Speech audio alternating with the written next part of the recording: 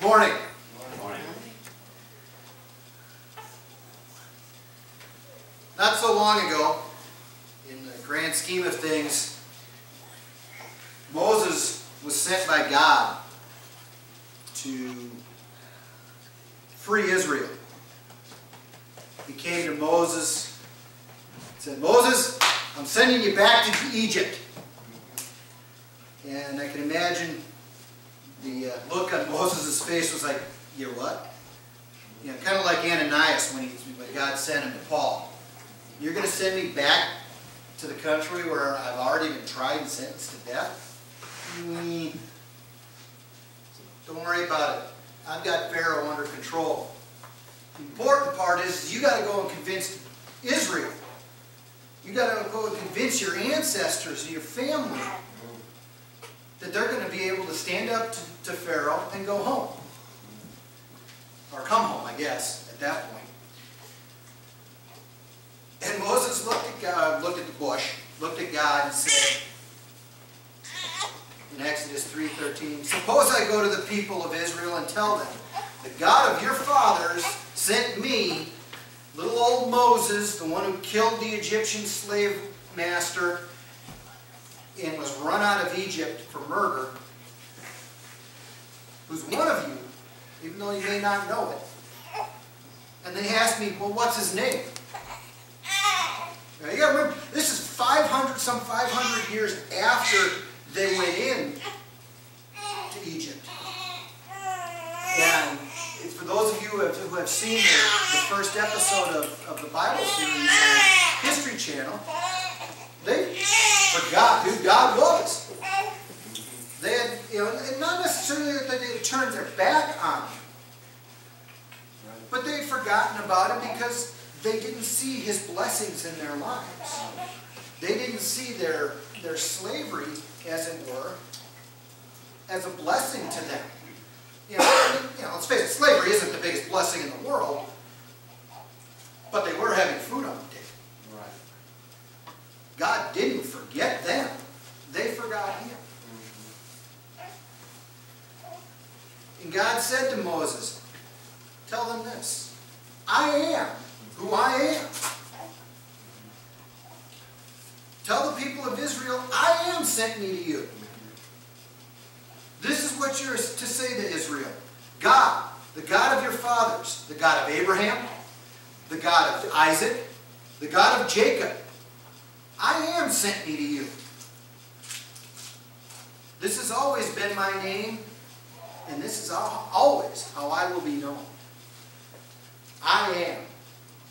Now, if you and I were to walk up to somebody and they look at you and they go, "Who do you think you are?" "Well, I am."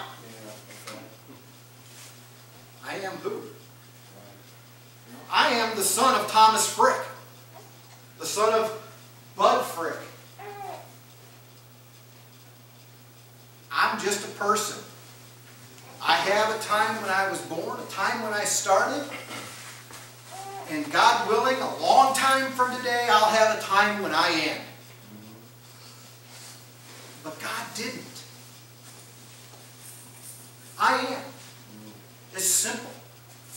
It simply means that God existed, He exists, and He will continue to exist. Amen. He doesn't have a name like we think of. Tom, Dick, Harry, Jane, June. He doesn't have a name like that. Even Jesus. Jesus had a name. He has no lineage to refer him to. No history to say, this is what happened before me. Because there was no history before God. God was. God is. Without God, we don't have this around us. He's existed throughout all of known time. And it tells of his creative work and speaks to his participation in history. I can't say that I was involved in America's Revolution. You know, I'd love to be able to stand before you and say, hey, yeah, I stood next to George Washington fighting the American Revolution. You know, as an American, that would be one of the greatest honors in the world. Or to be able to say, yeah, I was there when Jesus healed the lame man at the pool. But I wasn't. It wasn't for another 2,000 years almost before I came into existence.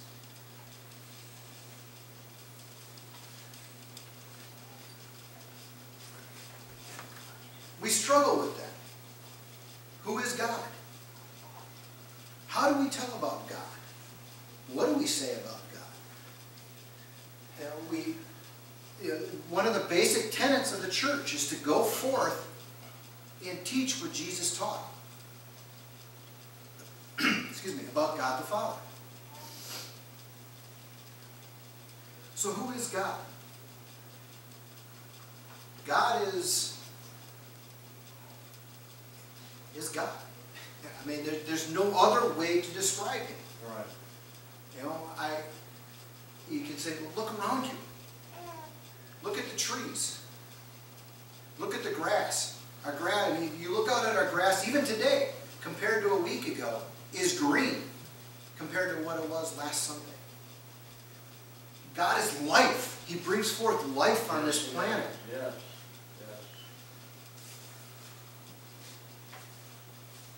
God isn't like the Pharaoh's magicians. I think that may be one of the best Old Testament descriptions of who God is and what he is capable of. Is when we look back to the 10 plagues. And again, going back to the show, one of the most memorable scenes in that first episode that I can recall, and was the most dramatic scenes for me, was when Aaron and Moses walked into Pharaoh's throne room. And Moses looked at him and said, set my people free. Pharaoh looked at him, who do you think you are? Right. Are you God? Get rid of him. And as they were dragging Moses and Aaron out, Pharaoh stood up and slammed his hand down and said, I am God! Right. He thought that he was God. Right. You know, and 1,000 years later, a little over 1,000 years later, the Caesars did the same thing. They thought they were God. And yet, over the course of several months, possibly a year or so, God took and looked at I didn't mean to startle her. God took Pharaoh and said, you're not God. You know? As they went, the plagues, the first plague, Pharaoh couldn't walk up, none of his magicians could really walk up and say, throw a staff down and become a snake. And then pick it up again and it not be a snake and be exactly the same staff that he picked up, that he threw down. The frogs. And the frogs covered all of Egypt, not just that delta region there where the scene took place, but all several thousand square miles of Egypt. And when that happened, Pharaoh came to Moses and Aaron and said, pray to your God to get rid of these doggone frogs. They're everywhere. We can't do anything with them. They're eating our feed. They're eating our food. They're on me when I sleep. Those of you who've lived in Florida understand that kind of a concept with the palmetto bugs. They're everywhere in the spring. Out east, I've been told there's several communities out in the Phoenix area, and I forget what time of year it is, but the little lizards, the anoles, are just everywhere. They're like our little, the Chinese ladybird beetles that we get in the spring and fall. That come into our houses, and it doesn't matter how sealed your house is, you have several hundred of them in your house every year. You're cleaning them out from in between your windows and your storm windows. And I'm surprised we don't find them in between the panes of glass on our triple pane sealed windows. But Pharaoh came to Moses and said, pray to your God, because obviously our God isn't doing the job. You know, he knew that. He could see that God wasn't doing the job. Their God. But God, Yahweh, he said, well, let's see what happens. So he said to Moses, tell your God to get rid of these things. And Moses looked at Pharaoh, and I mean, just, you know, a matter of fact, when he looked on his face and said, okay, and then said, you know, leaning on his staff like he did in the TV show. He just kind of looked up at Pharaoh and said, tell me when. Name the day. Name the time. And Pharaoh said, tomorrow. I want them gone tomorrow. So Moses and Aaron left, prayed to God, and wouldn't you know it, the next day all the frogs were dead. All they had to do was sweep them up and shovel them away. And that's what they were able to do. And yet Pharaoh still didn't get it. And he had to do that, things like that, 8 more times. So finally, death. The angel of death came over. The first Passover.